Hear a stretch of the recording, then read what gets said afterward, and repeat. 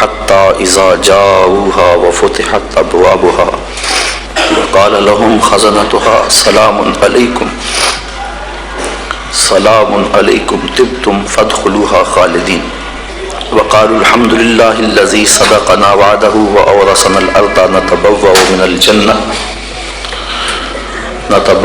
الجنة حيث نشاء فنعم أجر العاملين وترى الملائكة حافين من حول العرش يسبحون بحمد ربهم وقضي بينهم بالحق وقيل الحمد لله رب العالمين صدق الله مولانا العظيم وصدق رسوله النبي الكريم الرؤوف الرحيم اللهم نور قلوبنا بالقرآن وزين أخلاقنا بالقرآن وادخلنا الجنة بالقرآن ونجنا من النار بالقرآن قال الله تعالى وتبارك في شان حبيبه مخبرا وآمرا إن الله وملائكته يصلون على النبي يا أيها الذين آمنوا صلوا عليه وسلموا تسليما الصلاة والسلام عليك يا رسول الله وعلى آلك وصحبك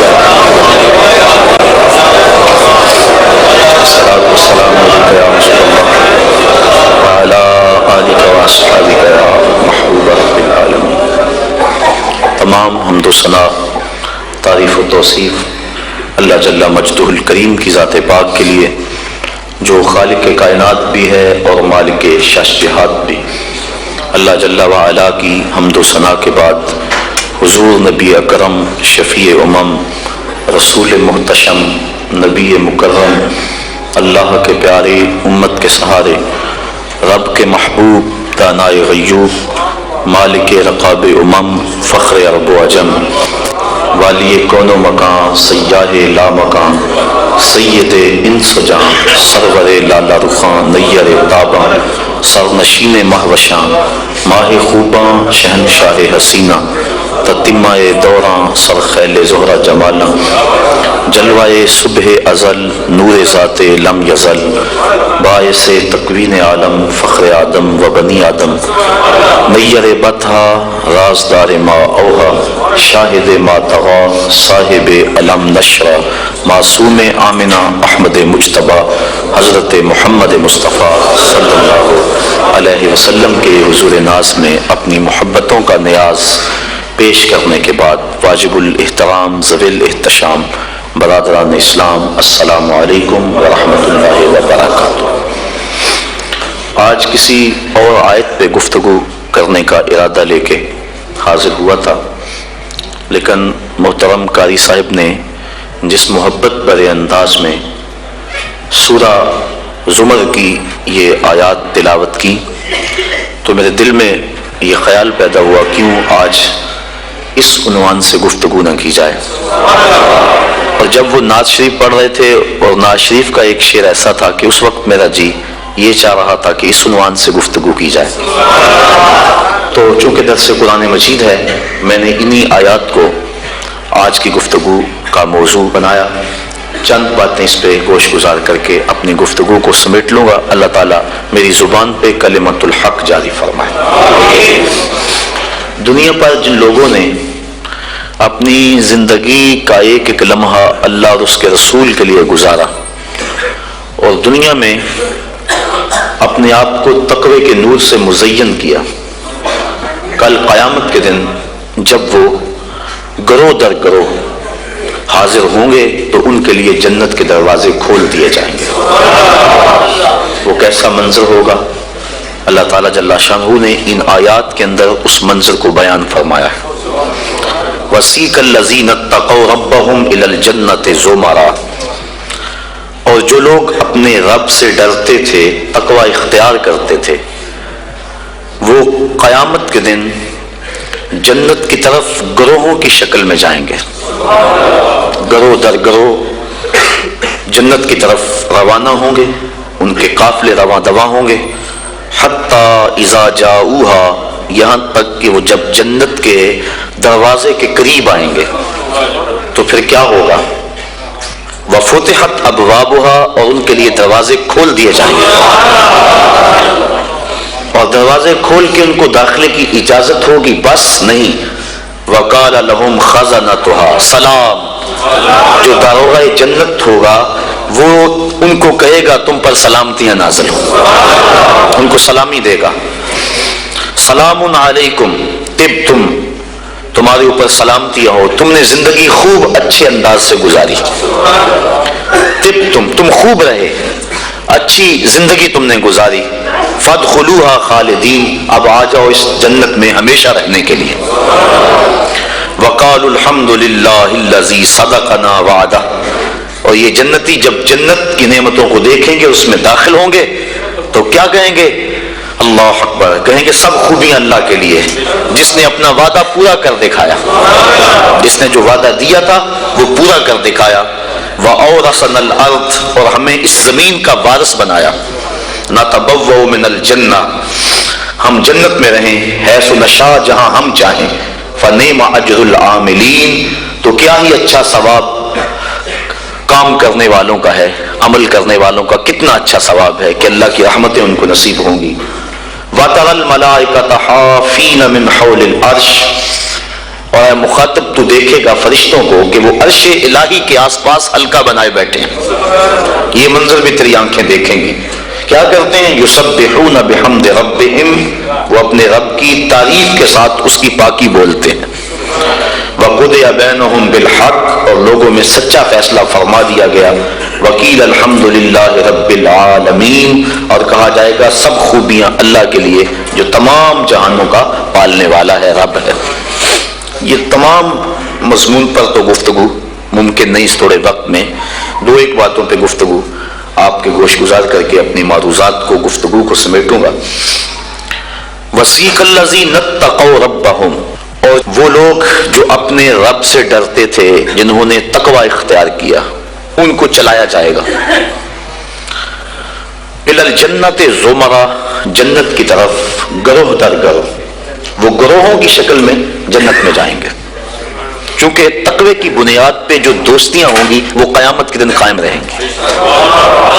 قرآن مجید میں اللہ تعالیٰ جل شانہ نے ارشاد فرمایا کہ گوڑے یار، خلیل کہتے ہیں جگری یار کو، گوڑے یار کو، گوڑے یار قیامت کے دن ایک دوسرے کے دشمن بن جائیں گے، الا المتقین لیکن جن کی دوستی تقوی کی بنیاد پر ہوگی وہ قیامت کے دن بھی قائم رہیں گے۔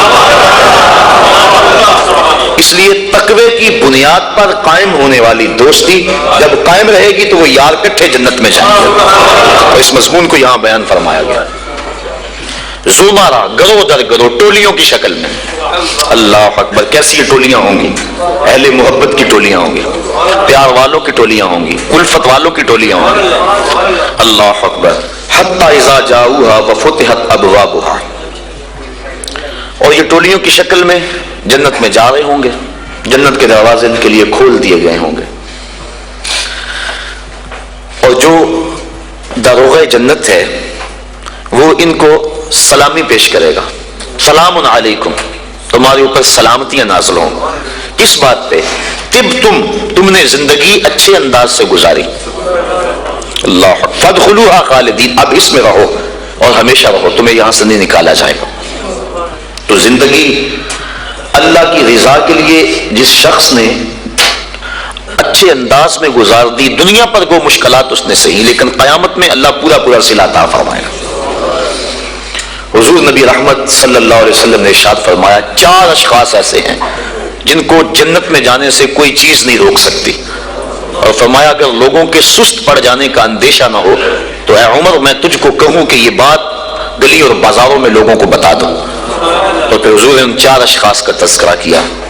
ایک وہ شخص جو والدین کے ساتھ حسن سلوک کرتا ہے، دوسرا وہ شخص جس کی اولاد زیادہ ہے، ذرائع آمدنی تھوڑے ہیں، لیکن وہ اپنی اولاد کے پیٹ میں لقمہ حرام نہیں جانے دیتا۔ جب ذرائع آمدنی زیادہ ہوں اور پھر حرام سے بچنا یہ بھی بہت بڑی سعادت ہے، لیکن جب ذرائع آمدنی بھی تھوڑے ہوں اور اولاد بھی زیادہ ہو تو پھر حرام سے بچنا یہ بڑا مشکل اور آزمائش کا مرحلہ ہوتا ہے۔ تو جو اس موقع میں رزق حرام سے بچا، قیامت کے دن حضور کے فرمان کے مطابق جنت میں جانے سے اسے کوئی شے نہیں روک سکتا۔ اور ہم صحابہ کی زندگیاں دیکھتے ہیں، فجر کی نماز ہوتی ہے، ایک صحابی جلدی سے اٹھ کے چلے جاتے ہیں۔ ایک دن آقا کریم نے پوچھا کہ ابو درداء کیا بات ہے؟ تو حضرت ابو درداء نے عرض کی حضور آپ جانتے ہیں آج کل مدینے میں کھجوریں پکنے کا موسم ہے اور سحری کے وقت ٹھنڈی ہوائیں مدینے کی سرزمین کو سلام کرنے بھی آتی. میرے ہمسائے کے صحن میں ایک اونچا لمبا درخت ہے کھجور کا جس کا جھکاؤ میرے گھر کی سمت ہے اور جب ہوا چلتی ہے تو اس سے کھجوریں ٹوٹ کے میرے ویڑے میں گر پڑتی ہیں. میں جلدی جلدی اس لیے چلا جاتا ہوں کہ بچوں کے اٹھنے سے قبل وہ کھجوریں اٹھا کے ان کے گھر میں پھینک دیں.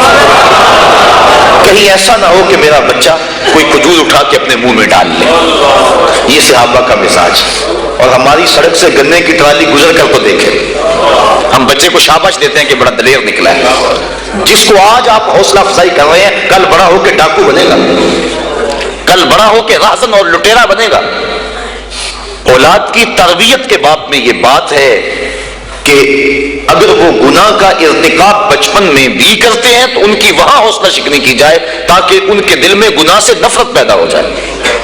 تو حضرت ابو درداء نے عرض کی حضور میں اس لیے جلدی چلا جاتا ہوں کہ ہمسائے کے گھر سے جو کھجور کا درخت ہماری سمت چکا ہوا ہے اس کی کھجوریں جو گرتی ہیں میں ان کو اٹھا کے ان کے صحن میں پھینک دوں تاکہ کہ میرا بچہ وہ کھجور اپنے اندر نہ لے لے.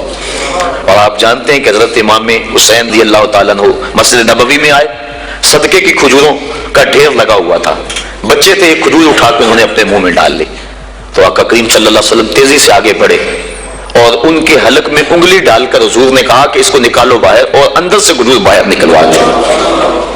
میں اور آپ اپنے رزق پر اگر غور کر لیں اور اپنے رزق کی حلت کا سامان کر لیں تو عبادت کی لذت نصیب ہو جائے. تیسرا وہ شخص کہ جس نے ایسی سچی توبہ کی کہ دوبارہ گناہ کی طرف جانا اتنا مشکل ہے جس طرح تھن سے نکلا ہوا دودھ دوبارہ اندر نہیں جا سکتا. اور چوتھی وہ عورت جس نے اپنی ساری محبتیں اپنے خامد پہ نچھاور کر دی اور اس حال میں مری کہ اس کا خامد اس پہ راضی تھا, اس کو جنت میں جانے سے کوئی چیز نہیں روک سکتی. تو دنیا کے اوپر مشکلات سہی, دنیا کے اوپر اذیتیں سہی, لیکن کل قیامت کے دن مالک ان کو بدلہ عطا فرمائے گا. وسیق الذین اتقوا ربهم الی الجنۃ زمرا, وہ جائیں گے جنہوں نے تقوی اختیار کیا. اور تقوی احتیاط سے زندگی گزارنے کا نام ہے. تقوی کے بارے میں علماء کے مختلف اقوال موجود ہیں, لیکن خلاصہ یہ ہے زندگی اس احتیاط سے گزاری جائے, اللہ اکبر, کہ انسان کے دامن سے کوئی گناہ نہ لگنے پائے. حضرت امام ابو نعیم الاصفہانی رحمۃ اللہ تعالی علیہ نے حلیہ کے اندر حضرت عبداللہ ابن مسعود رضی اللہ تعالیٰ عنہ سے روایت نقل کی ہے کہ تقوی یہ ہے کہ انسان اللہ کو یاد کرے, بھولے نہ, اس کی فرما برداری کرے, نافرمانی نہ کرے, اور اس کا شکر کرے, ناشکری نہ کرے. اگر یہ چیزیں اس کے اندر پیدا ہو جاتی ہے تو وہ اس زمرے میں آ جاتا ہے جس کا نتیجہ جنت کے اندر جانے کا سبب بن جاتا ہے. اور حضرت ابو ہریرہ رضی اللہ تعالیٰ عنہ سے ایک روایت ہے جس کو امام ترمذی نے نقل کیا ہے کہ ایک دن حضور تشریف فرماتے, فرمایا کہ کوئی ہے کہ جس کو میں نصیحت کروں اور وہ اس پہ خود عمل کرے یا ایسے لوگوں تک پہنچائے جو اس پہ عمل کرے. تو حضرت ابو ہریرہ رضی اللہ تعالیٰ عنہ فرماتے ہیں میں نے عرض کی حضور میں ہوں, آپ مجھے وہ نصیحتیں کریں. تو حضور نے میرا ہاتھ پکڑ لیا اور حضرت ابو ہریرہ فرماتے ہیں حضور نے 5 نصیحتیں مجھ کو گنوائیں. فرمایا گناہوں سے بچو, تم سب سے زیادہ عبادت گزار بن جاؤ گے. دوسری بات فرمائی اللہ کی تقسیم پہ راضی ہو جاؤ, تم سب سے زیادہ غنی بن جاؤ گے. اور تیسری بات ارشاد فرمائی ہمسایوں کے ساتھ حسن سلوک کرو, تم کامل مومن بن جاؤ گے. اور پھر فرمایا جو اپنے لیے پسند کرتے ہو وہ اپنے مومن بھائی کے لیے پسند کرو, کامل مسلمان بن جاؤ گے. اور پھر فرمایا زیادہ ہنسا نہ کرو, اس سے دل مردہ ہوتا ہے. تو میں یہ 5 وصیتیں اللہ کے رسول نے مجھ کو گنوائیں. انسان گناہ کو ترک کرے, علماء نے کہا یہ تقوی ہے. اور حضور نے ان نصیحتوں میں پہلی نصیحت جو ہے وہ گناہ سے بچنے کے بارے میں حکم ارشاد فرمایا کہ گناہ سے بچا جائے. نیکی کرنی, اچھائی کرنی بہت بڑی دولت ہے, لیکن گناہ سے بچنا عادت ہے, کیونکہ گناہ کرنے سے اللہ ناراض ہو جاتا ہے. اور تقویٰ اللہ کی ناراضگی سے بچنے کا نام ہے۔ تقوی کے بارے میں علماء کرام نے اور بھی روایات، مختلف اقوال بزرگوں کے بیان کیے ہیں کہ انہوں نے تقوی کی دولت اختیار کر کے اپنے آپ کو جنت کا حقدار بنایا اور اپنی زندگی کا ایک ایک لمحہ اللہ کی رضا کے لیے گزارا۔ آج ان کے لیے جنت کے دروازے کھلے ہوئے ہیں اور فرشتے ان کو سلام علیکم کہہ رہے ہیں اور ان کی سابقہ زندگی پر آفرین کر رہے ہیں کہ تم نے اچھی زندگی گزاری، کہ کفاف تھوڑا تھا، ذرائع آمدنی کم تھے، اولاد زیادہ تھی، جس منصب پہ تم بیٹھے تھے تم اپنے وسائل کو بڑھا سکتے تھے، لیکن اس میں آمیزش ہوتی حرام کی، لیکن روکھی سوکھی تم نے کھا لی اور زندگی کی مشکل گھاٹیوں سے تم نے گزر کے یہاں تک اپنا پہنچاؤ کیا۔ آج اللہ کی رحمتیں بڑھ کے تمہارا استقبال کر رہی ہیں۔ یہ ہے بڑا مشکل کام آج کل بالخصوص، جبکہ دوڑ لگی ہوئی ہے، ہر شخص ایک دوسرے سے آگے بڑھنے کی خواہش کے اندر حلال حرام کی تمیز چھوڑے ہوئے ہیں، اور بات کسی سے کرو تو ہر کوئی یہ کہتا ہے جی کیا کریں، پیٹ کے لیے لگے ہوئے ہیں۔ پیٹ تو 2 روٹیاں صبح مانگتا ہے، 2 شام کو مانگتا ہے، 2 دوپہر کو مانگتا ہے۔ پیٹ کا اتنا لمبا چوڑا مطالبہ نہیں ہے، صرف ہم 2 دنی 4 کے چکر میں پڑے ہوئے ہیں۔ جو بندہ جہاں ہے وہاں وہ راضی نہیں ہے۔ اور اس حدیث کا جو دوسرا ٹکڑا ہے، حضور کی جو دوسری نصیحت، اس میں یہ فرمایا گیا اللہ کی تقسیم پہ راضی ہو جاؤ، سب سے بڑے غنی ہو جاؤ گے۔ غنا دل کی بے نیازی کا نام ہے۔ تو جتنی مرضی دولت ہو پھر بھی طلب ہو تو پھر تو انسان اس طلب میں جل رہا ہے، اطمینان مل ہی نہیں رہا۔ لیکن کفاف تھوڑا ہے، ذرائع آمدنی تھوڑی ہے، اس سوکھی روٹی پر بھی صبر ہے، قناعت ہے، تو جو لطف اس دسترخوان پہ بیٹھ کر کھانے کا ہے وہ 5 اسٹار ہوٹلوں میں کھانے کا بھی نہیں ہے۔ تو یہ حضور کا جملہ کتنا خوبصورت ہے۔ اور اگر نہیں ہم اللہ کی تقسیم پہ راضی ہوں گے تو کیا کریں گے؟ حدیث میں آتا ہے جب بچہ شکم مادر میں 120 دن کا ہوتا ہے تو فرشتہ آ کے 4 چیزیں لکھ جاتا ہے، ان میں سے ایک چیز اس کا رزق ہے کہ ساری زندگی میں اس کو کتنا رزق ملے گا۔ اب جتنا لکھا گیا ہے الٹی چھلانگے بھی لگائے اس سے زائد نہیں ملے گا، اور جب لکھا گیا ہے اس سے پہلے نہیں ملے گا۔ تو پھر اس رزق کے لیے اٹینشن کی ضرورت کیا ہے؟ رزق کے لیے کام کرے، محنت کرے۔ شاید میں نے کسی درس قرآن میں اس حوالے سے بات کی تھی۔ حضرت شیخ سعدی شیرازی فرماتے ہیں کہ ایک شخص جنگل میں گیا، اس نے دیکھا کہ ایک لومڑی ہے جس کے ہاتھ پاؤں ہی نہیں ہے۔ سوچنے لگا مالک اسے رزق کیسے دیتا ہوگا، تو درخت پہ چڑھ کے بیٹھ گیا۔ تھوڑی دیر کے بعد شیر آیا، اس نے شکار کیا اور پس خلدہ چھوڑ کے چلا گیا۔ وہ رینگتی رینگتی آگے بڑھی اور پس خلدہ کھا کے پیٹ بھر لیا۔ اب اس نے کہا کہ جب اس لومڑی کو اللہ عطا فرماتا ہے میں تو اس کا بندہ ہوں، میں کیوں محنت کروں؟ اس نے محنت چھوڑ دی۔ ایک دن فاقے سے کاٹا، دوسرا دن فاقے سے کاٹا، تیسرے دن جب حالت غیر ہونے لگی تو آواز آئی بندے میں لومڑی کو بغیر کسی محنت کے دے سکتا ہوں، تجھے نہیں دیکھ سکتا، تجھے بھی عطا کر سکتا ہوں، لیکن لومڑی نہ بن شیر بن، خود کما اور اوروں کو بھی کھلا، نہ کہ لومڑی کی طرح جو ہے وہ بن کے بیٹھ جائے۔ یہ بھی حکم ہے محنت کرنے کا، لیکن محنت کرنے کا، سعی کرنے کا حکم ہے، اٹینشن لینے کا حکم نہیں ہے۔ ہماری ذمہ داری نہیں، ہمارا کام ہے کام پہ چلے جانا۔ دیکھو نا آپ کسی فیکٹری میں کام کرتے ہیں، 8 گھنٹے کی ڈیوٹی ہے وہاں کام کی، تو آپ مزدوری کرتے ہیں یا کوئی کام کرتا ہے، مالک بیل دے کے آپ کو بلا لیتا ہے دفتر میں، 2 گھنٹے وہاں بٹھائے رکھتا ہے، آپ کو پریشانی ہونی چاہیے کہ وہاں کام جو ہے وہ نہیں ہو رہا؟ آپ کو کیا غرض؟ جس نے کام پہ لگایا اس نے بلایا، مجھے تو مہینے کے بعد پوری تنخواہ ملے گی چاہے 7 دن بٹھائے رکھے۔ تو اٹینشن نہیں ہوتی کہ 8 گھنٹے میں پورے ہونے ہیں۔ جس رب نے رزق لکھا ہے وہ کہتا ہے چھوڑ کاروبار، حیا علی الصلاۃ حیا علی الفلاح، آجا اب میری چوکھٹ پہ آجا، رات پڑ گئی اب سو جا، اب کام نہ کر۔ جس نے لکھا ہے، جس نے کام پہ لگایا ہے، وہ کہتا ہے اب جمعے کی اذان ہو گئی ہے، اب کاروبار بازار البیع، اب چھوڑ دے کاروبار۔ تو اب جس نے کام پہ لگایا وہی تو بلا رہا ہے، اور ہم کہتے ہیں تیرے بلانے پہ نہیں آئیں گے۔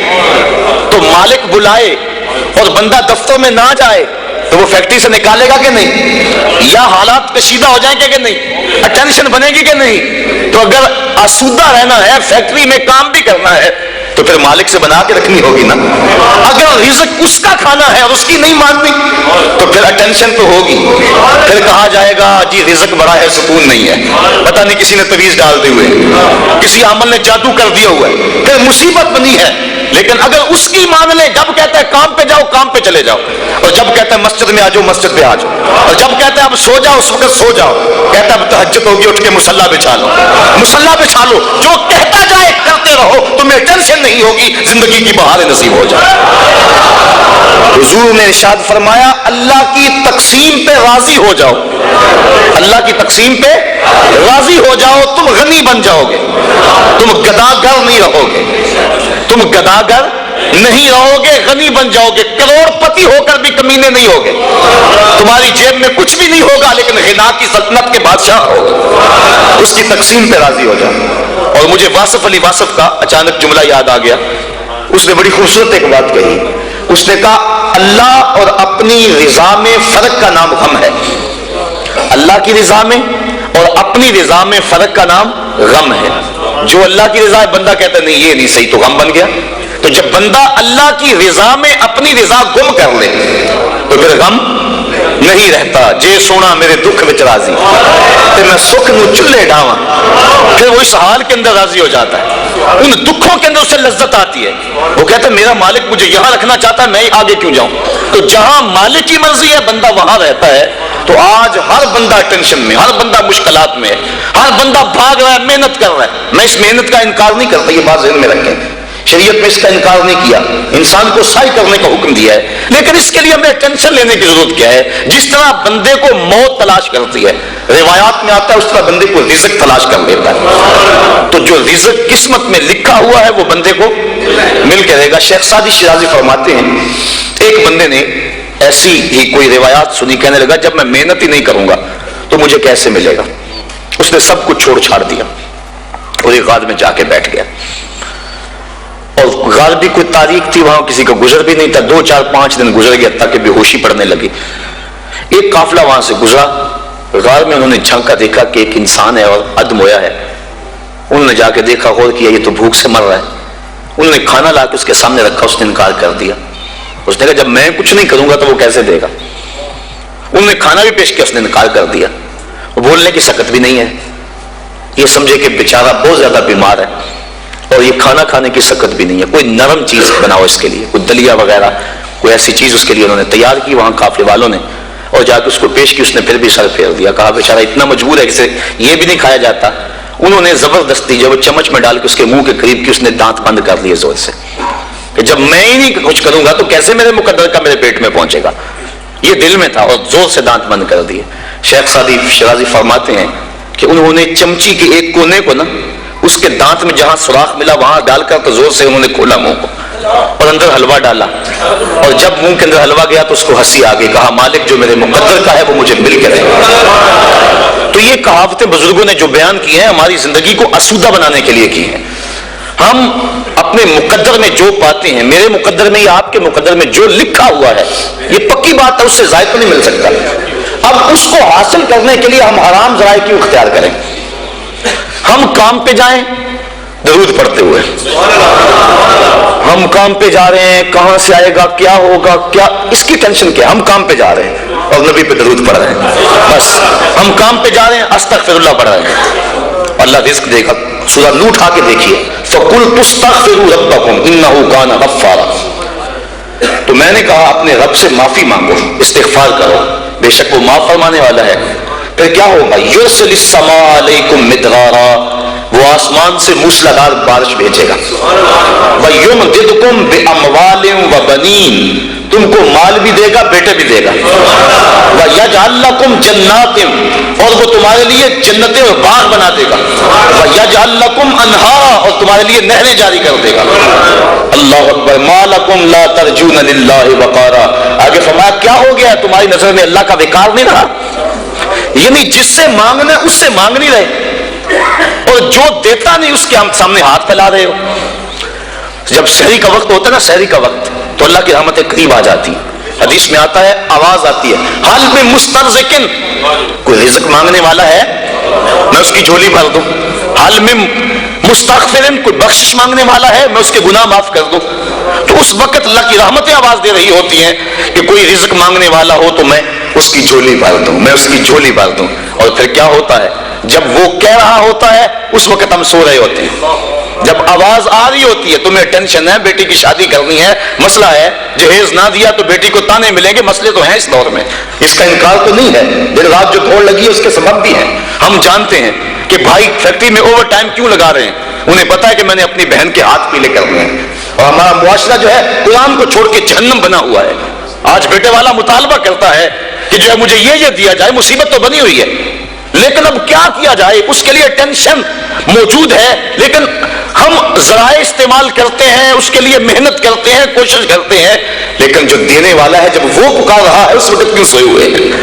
وہ کہتا ہے کوئی رزق مانگنے والا ہے تو جھولی پھیلائے میں اس کی جھولیاں بھر دوں گا۔ اللہ اکبر۔ تو اللہ کے حضور جب بندہ طلب کرتا ہے تو اللہ تعالیٰ بندوں کے اٹھے ہوئے ہاتھوں میں اپنی رحمتوں کی برسات کر دیتا ہے۔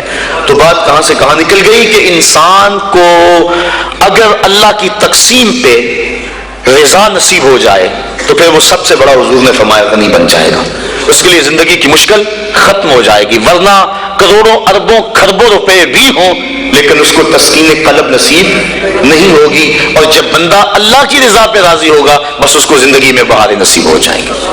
میں اچھی طرح جانتا ہوں ایک شخص کو، ہمارا پیر بھائی بھی ہے، وہ بہت اعلیٰ عہدے پہ براجمان تھا وہ، لیکن اس محکمے میں حالات ایسے تھے، وہ ایسے چکر میں آ گیا کہ اس کو وہ کام چھوڑنا پڑا۔ اب وہ لوہے کی ڈھلائی والی بھٹی پہ کام کرتا ہے اور تقریباً 20-25 کلومیٹر کے قریب فاصلہ ہے جو سائیکل پہ آتا جاتا ہے۔ تو میں نے ایک دن اسے پوچھا، میں نے کہا کہ اچھی ٹھاٹ باٹ کی نوکری تھی اور آپ نے چھوڑ کے اس کو اختیار کر لیا، اب صبح جاتے ہو، آج کل سردیاں بھی ہیں، نہر کا کنارہ جہاں چل کے اسے جانا پڑتا ہے تو مشکل تو بڑی ہوتی ہوگی۔ کہنے لگا اس میں اللہ نے میرے لیے لذتیں ہی بڑی رکھ دی، اور اللہ تعالیٰ اس کو زندگی عطا فرمائے۔ انسان جب اللہ کی رضا کے لیے کسی کام کا آغاز کرتا ہے اور گناہ کو چھوڑتا ہے، اللہ اس کے نیک کام کے اندر برکت ڈال دیتا ہے۔ کثرت اور چیز ہے، برکت اور چیز ہے۔ بہت سارے لوگ ہیں کثرت رکھتے ہیں لیکن برکت نہیں رکھتے، اور بہت سارے لوگ ہیں برکت کی دولت سے مالا مال ہیں، اور برکت تھوڑے میں پڑ جائے تو برکت جب مالک ڈال دے تو پھر بندے کے لیے پریشانی ختم ہو جاتی ہے۔ اور آج ہمارے کٹھن حالات پیدا ہوئے، یہ کیوں ہوئے؟ اس کی ایک اور وجہ ہے جو آپ کے سامنے عرض کرنا چاہتا ہوں۔ امام خضری نے اس روایت کو نقل کیا، حضور فرمایا سیاتی زمانن علی امتی یفرون من العلماء والفقہاء فیبتلیہم بثلاث، میری امت پہ ایک وقت آئے گا کہ لوگ علماء اور فقہاء کی صحبت سے دور بھاگنا شروع ہو جائیں گے۔ فَيَبْتَلِيهِمْ بِثَلَاثٍ، تو اللہ تعالیٰ ان کو 3 طرح سے آزمائے گا۔ جب لوگوں کی حالت یہ ہوگی کہ اچھے لوگوں کی سنگت صحبت اختیار کرنا چھوڑ دیں گے، 3 آزمائشیں ان پہ نازل ہوں گی۔ پہلی آزمائش یہی جس کے لیے آج کے مضمون کا سارا رخ ہی مڑ گیا، لیکن چلو یہ بھی ضروری باتیں میں آپ کی گوش گزار کر رہا ہوں۔ یرفع البرکۃ من کسبہم، پہلی بات یہی کہ ان کے کسب سے، کاروبار سے، مال سے برکت اٹھا لی جائے گی۔ پہلی نحوست علماء کی صحبت سے دور بھاگنے کی وجہ سے ان کو جو ملے گی۔ دوسری نحوست، ان کے اوپر ظالم حکمران مسلط کر دیے جائیں گے۔ اور تیسری نحوست اور بڑی خطرناک، وَيَخْرُجُونَ مِنَ الدُّنْيَا بِغَيْرِ الْإِيمَانِ، اور دنیا سے بغیر ایمان کے اٹھ جانے کا اندیشہ ہو۔ اور آج دیکھ لیں، یہ بات بھی درست ہے کہ آج وہ علماء کم ہیں جن علماء کی صحبت میں بیٹھ کے اللہ کا قرب ملتا ہے۔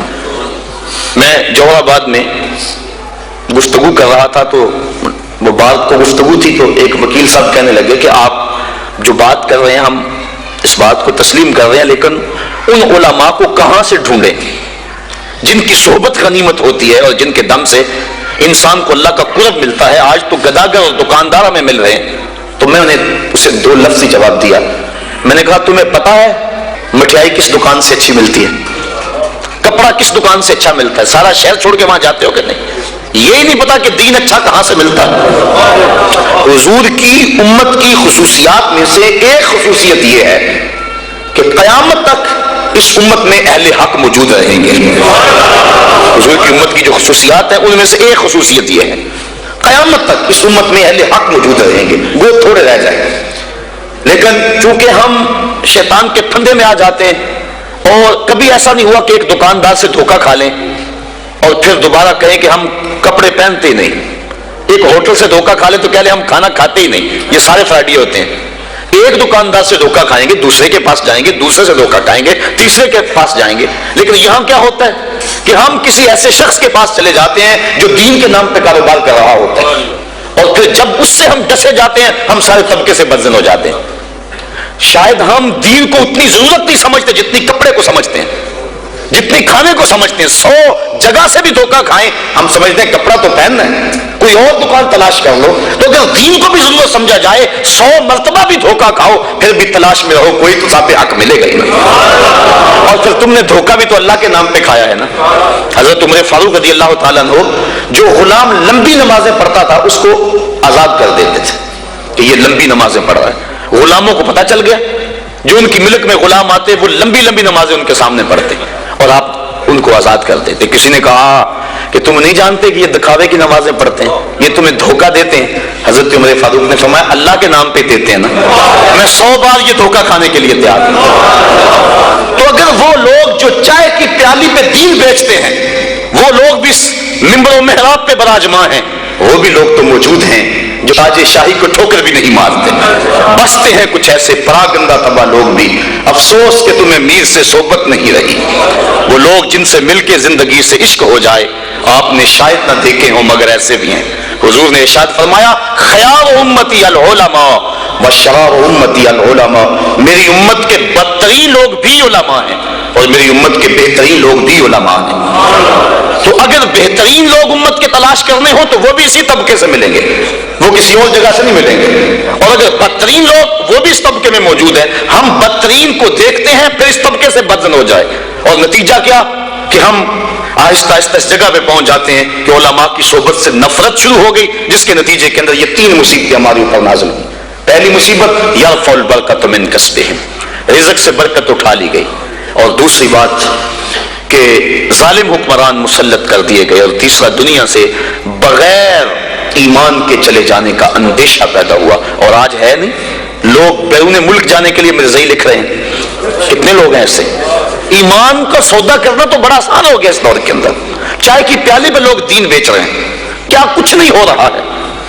اللہ اکبر۔ حضور نے توبہ توبہ، حضور نے نشاندہی کی تھی کہ آدمی صبح کو مومن ہوگا اور شام کو کافر ہوگا، یصبح مومنا ویمسی کافرا، صبح مومن ہوگا شام کو کافر ہوگا، اور پھر فرمایا شام کو مومن ہوگا صبح کو کافر ہوگا۔ لا یبقى من الاسلام الا اسمہ ولا یبقى من القرآن الا رسمہ مساجدہم عامرۃ وہی خراب من الہدی، وقت آئے گا کہ قرآن صرف رسم کے طور پہ پڑھا جائے گا، اسلام صرف نام کا رہ جائے گا، مسجدیں زیب و زینت کے لحاظ سے تو آباد ہوں گی لیکن ہدایت کے نور سے خالی ہوں گی۔ جس دور کی نشاندہی کی گئی تھی کیا وہ آپ دور موجود نہیں ہے؟ امام غزالی فرماتے ہیں جس دور کی نشاندہی اللہ کے رسول نے کی ہے، آج سے صدیوں قبل امام غزالی ہوئے ہیں، فرماتے ہیں وہ میرا دور ہے۔ امام غزالی فرماتے ہیں جس دور فتنہ کی نشاندہی حضور نے کی ہے وہ میرا دور ہے، اور یہ دور جس سے ہم گزر رہے ہیں یہ دور کیسا ہے؟ آج کیا ہو رہا ہے؟ حدود اللہ کو پامال نہیں کیا جا رہا، اسمبلیوں کے غنڈے اور بدماش اللہ کی حدود کو توڑ نہیں رہے، ان کو کون روکنے والا ہے؟ نہ ممبر سے آواز اٹھ رہی ہے نہ محراب سے آواز اٹھ رہی ہے، حجرہ نشین بھی تسبیح پھیر رہے ہیں۔ حضرت داتا گنج بخش علی اجمیری کشف الماجوب میں لکھتے ہیں کہ حضرت ابو اسحاق اسفرائینی جنگل میں گئے تو وہاں دیکھا کچھ صوفی گھاس کھا کے گزارا کر رہے ہیں، گھاس کھا لیتے ہیں اللہ اللہ کرتے ہیں۔ تو امام ابو اسحاق اسفرائینی جلال میں آگے فرمایا آکلۃ الحشیش ہا ہونا انتم وامت محمد فی الفتن، تم یہاں گھاس کھاتے پھرتے ہو اور نبی کی امت فتنے میں مبتلا ہے۔ اللہ کو ایسے صوفیوں کی، ایسے تسبیح پھیرنے والوں کی ضرورت نہیں ہے، وہ تو ان لوگوں کا چاہنے والا ہے جو اللہ کے نام پہ سب کچھ قربان کر دیتے ہیں اور اپنا گھر کا سارا ساسا اپنی ہتھیلی پہ سجا کے کربلا کے میدان میں آ جاتے ہیں۔ تو آج کیا ہو گیا ہوا ہمیں اور ہم کس جگہ پہ کھڑے؟ یہ ایک الگ دکھ رہا ہے کہ اس مضمون کو میں چھیڑ لوں تو یہ بھی ختم ہونے پہ نہ آئے۔ آج امت جس مشکل حالات میں کھڑی ہے اور پوری دنیا کے مسلمان جہاں کھڑے ہیں آج کسی سے مخفی نہیں، اور ہمارے حکمران کیا کر رہے ہیں، اور جو ذمہ دار لوگ ہیں جن کو اسلام کے نام پہ ہم نے ووٹ دیے تھے اور اسمبلیوں میں بٹھایا تھا کہ تم اسلام کی آواز کو دبنے نہیں دینا، وہ کیا کر رہے ہیں کس سے بھی مخفی نہیں ہے. الفاظ کے پردے میں جن سے مخاطب ہوں وہ جان گئے ہوں گے کیوں نام لیا جائے. سب کو پتا ہے کہ آج کیا ہو رہا ہے اور کیسی سودے بازی ہو رہی ہے، اور لوگ دین کو بیچ رہے ہیں، سرے ممبر بیچ رہے ہیں، اپنا دین ایمان بیچا جا رہا ہے. تو یہ قرب قیامت کی نشانیاں ہیں. تو آج وہی بچے گا جو اللہ کی کتاب قرآن مجید کے ساتھ لگ جائے گا. اچھے لوگ تلاش کرے، ضرورت ہے ہماری تلاش کرنا. اگر اچھے لوگ کم ہو گئے تو ہم کہتے ہیں چلو نہیں تو نہ صحیح. یہ ہم کیسے کہہ سکتے ہیں جبکہ ہماری ضرورت ہے؟ ہم جگہ جگہ سے ڈنک کھائیں، جگہ جگہ سے ڈسے جائیں، ان اچھے لوگوں تک پہنچنے کی کوشش کریں. یہ دنیا چکی ہے اور اس کے دو پڑوں کے نیچے جو بھی آ گیا وہ کچلا جائے گا، بچے گا وہی جو کلی کے ساتھ لگ کے رہے گا. تو ہم نے اس کلی کو تلاش کرنا ہے، وہ کہاں ہے؟ ہم کہتے ہیں کوئی بات نہیں، ہم کیا کریں جی. نہیں، قیامت کے دن پوچھ کاروبار کا پتہ ہے ہمیں، کہاں نفع ہے کہاں نقصان ہے، کہاں سودا دینا ہے کہاں نہیں دینا ہے، کہاں کس منڈی سے 2 نمبر مال ملتا ہے کہاں سے 1 نمبر مال ملتا ہے، ہمیں سب پتا ہے. دنیا کا سارا شعور اور فہم و ادراک ہم رکھتے ہیں، اور یہاں کا ہم بھولے بن جاتے ہیں. جی ہمیں کیا کریں، ہمیں تو کوئی صحیح ملا ہی نہیں گا. تم ڈھونڈو تو صحیح. ایسے لوگوں کو تلاش تو کرو، در در کی خاک تو چھانو. ایک دن وہ ملیں گے جن کے ملنے سے زندگی پیاری لگنے لگ جائے گی، جن کی قربت میں بیٹھ کے اللہ یاد آئے گا، اور جن کی صحبت تمہیں مالک کے قریب کر دے گی اور تم گناہوں سے خود بخود نفرت کرنے لگ جاؤ. تو ایسے لوگوں کو تلاش کریں، ایسے لوگوں کی قربت میں بیٹھیں. تو مضمون اور سمجھ چلا گیا اور یہ باتیں ضروری بھی تھی. بہرحال وسیق الذین اتقوا ربهم الی الجنۃ زمرا، وہ لوگ جنہوں نے تقوی اختیار کیا وہ جنت کی طرف جو ہے وہ گروہوں کی شکل میں جائیں گے. یہ کون لوگ؟ جنہوں نے تقوی اختیار کیا. اللہ اکبر. اور تقوی کیا ہے؟ گناہوں سے قلبی نفرت کا نام ہے.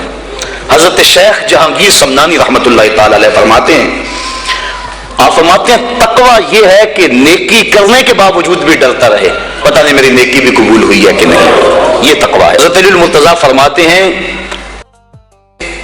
اپنی عبادات پر اعتماد نہ کرنا تقوی ہے.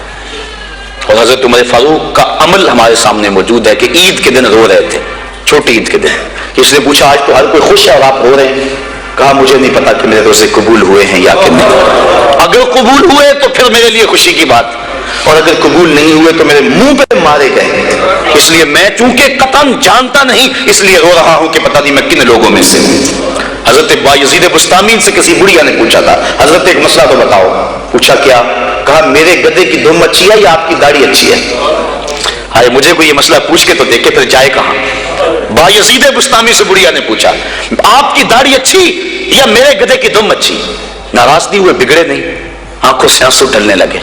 کہا تیرے سوال کا جواب فی الحال میرے پاس نہیں ہے، جب میں مر جاؤں گا تو پھر میرے پاس جواب ہوگا، پھر تو مجھے کیسے مل پائے گی.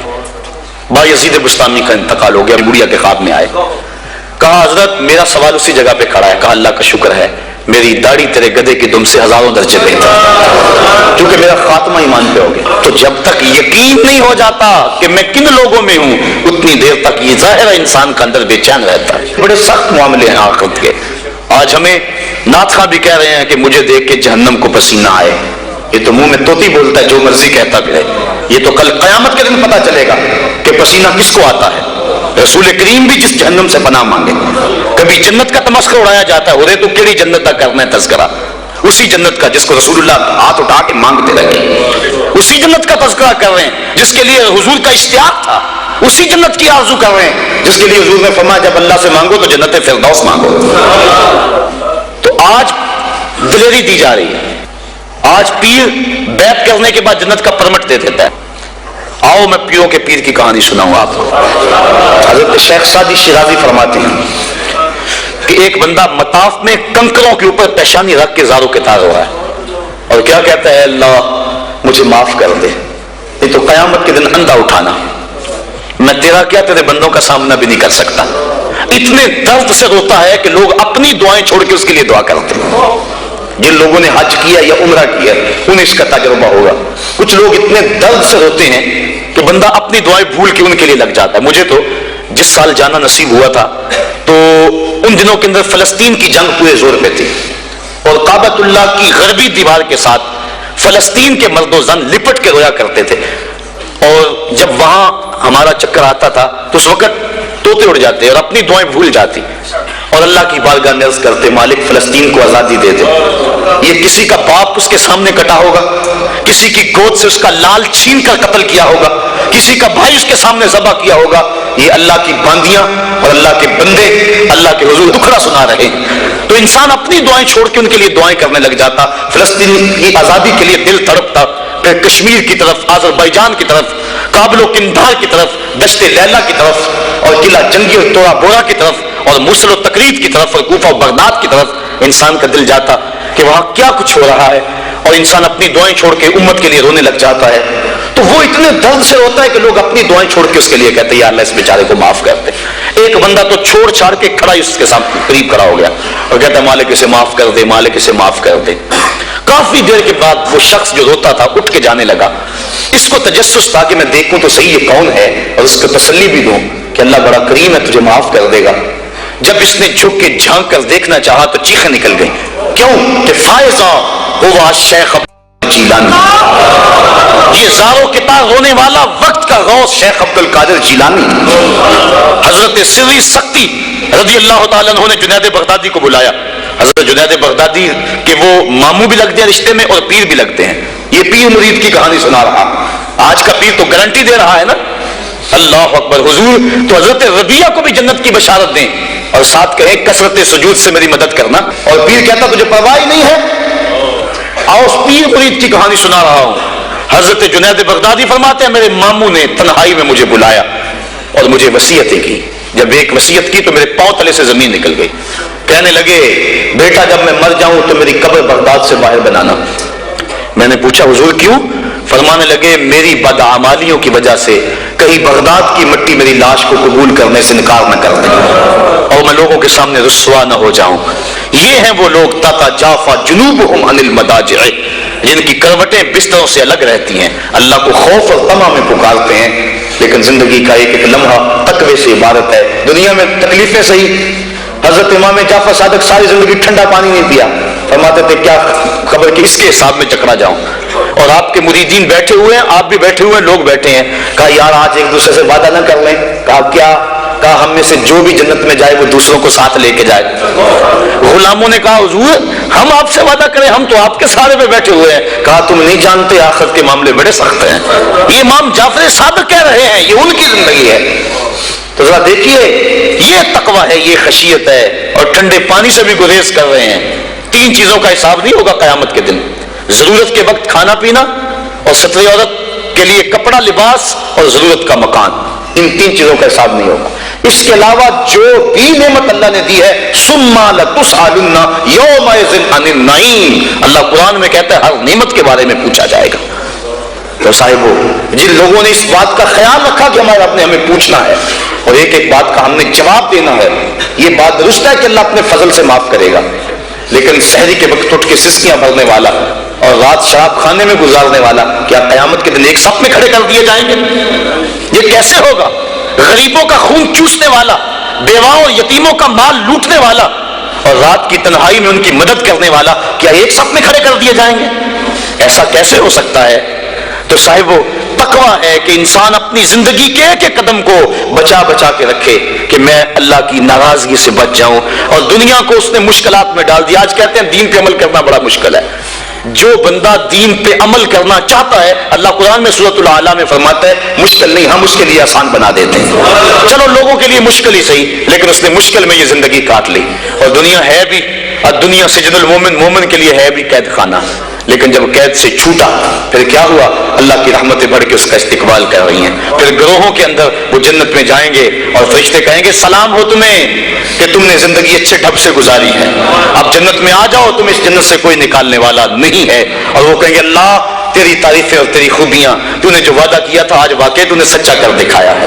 اور پھر جنت میں ان کو گناگو نعمتیں دی جائیں گی، اور جنت میں مائے معین ہوگا، حوض کوثر ہوگا، سلسبیل ہوگا۔ کبھی وہ حوروں سے جام پیئیں گے، کبھی وہ غلمانوں سے جام پیئیں گے، لذت تو بڑی ہوگی، لیکن ایک لذت کی کہانی اللہ نے قرآن میں سنائی، ہمیں ایک وقت ایسا بھی پھر آئے گا وَسَقَاهُمْ رَبُّهُمْ شَرَابًا طَهُورًا، ان کا رب انہیں خود شراب طہور پلائے گا کہ تم نے میرے لیے چھوڑا، دنیا کی شراب تو نہیں پی لو، میرے دستے قدرت سے شراب پیو۔ وَسَقَاهُمْ رَبُّهُمْ، نہ حوروں کے ہاتھوں سے، نہ غلمانوں کے ہاتھوں سے، نہ کسی اور کے ہاتھوں سے، وَسَقَاهُمْ رَبُّهُمْ، پھر دنیا کی تکلیفیں یاد رہیں گی جب مالک شراب طہور پلا رہا ہوگا. تو یہ ہے زندگی. اپنی زندگی کو اس ڈھب سے گزاریں کہ آخرت کی زندگی بہتر ہو جائے جو نہ ختم ہونے والی ہے. کار ما آخر شدو آخر زما کار نشد مشتخا کے ما غبارے کوچائے یار نشد و آخر دعوانا ان الحمدللہ رب العالمین.